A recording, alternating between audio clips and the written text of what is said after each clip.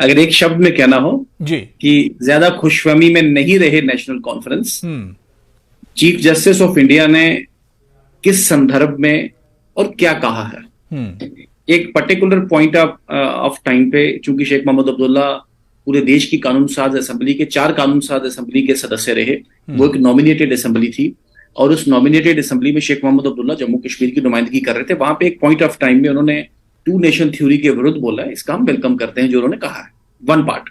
लेकिन दूसरा, शेख अब्दुल्ला को एज ए लीडर कोई जिसे कहते हैं क्लीन चिट सुप्रीम कोर्ट ने दे दी, या शेख अब्दुल्ला साहब के जिसे कहते हैं ओवरऑल पॉलिसी देखें, आप अगर ट्रैक रिकॉर्ड देखें उसमें बिना चुनाव के उन्हें जम्मू कश्मीर का प्रधानमंत्री बनाया गया। प्रधानमंत्री जम्मू कश्मीर में प्रधानमंत्री जी। जम्मू कश्मीर में अलग संविधान, अलग निशान और अलग जिसे कहते हैं प्रधान जम्मू कश्मीर में उनके कहने पे लाया गया। लेकिन फिर भी इवन देन आज जम्मू कश्मीर सेटल नहीं हो पाया और वेक्स हुआ और एक कंफ्यूजन क्रिएट किया और खुद ही अपने क्वेक्स से निकल गए। 5 साल बाद देखें, न सिर्फ कांग्रेस को बल्कि पूरे देश को उनका जिसे कहते हैं व्यू पॉइंट रिजेक्ट करना पड़ा, उनकी सरकार को गिराना पड़ा, उनको अरेस्ट करना पड़ा आखिरकार।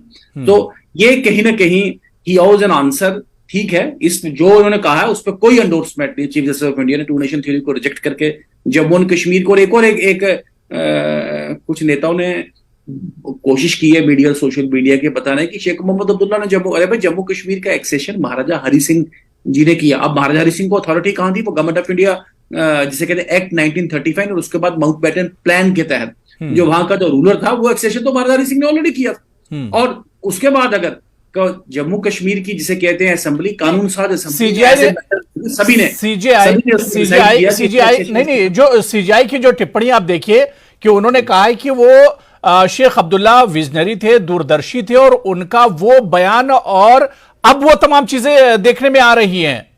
एग्जैक्टली एक पर्टिकुलर पॉइंट को लेकर सीजीआई ने कहा, उसमें we don't want to join issue with the chief justice of India, जहां पे उन्होंने कहा कि मुस्लिम मेजॉरिटी जम्मू कश्मीर है, पाकिस्तान के साथ नहीं जाएगा, क्योंकि पाकिस्तान एक पावर हंगरी वॉरलॉर्ड्स ने जिसे कहते हैं पावर के लिए पूरे देश को बांटा है।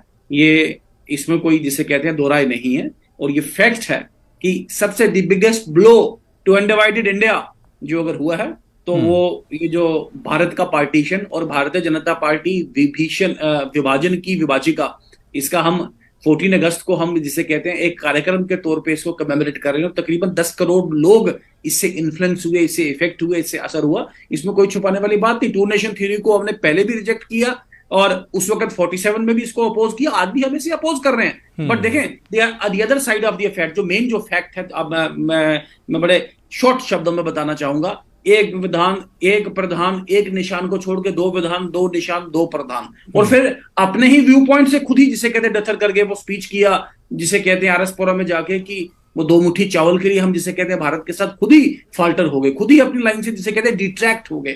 फिर 1975 में इंदिरा शेख अकॉर्ड किया और उसके बाद खुद ही उन्हीं की सरकार ने ओपिनियन दे दिया कि दैट क्लॉक, यानी बीजेपी शेख अब्दुल्ला की पर्सनालिटी को नहीं मानती है।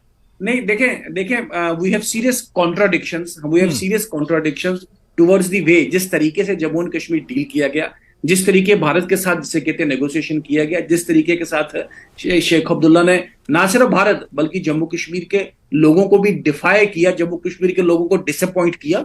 ये National Conference and Sheikh Abdullah need to answer. लेकिन जिस पॉइंट पे सीजीआई ने उनको एंडोर्स किया उस पर हमको वी वेलकम इट, वो उनका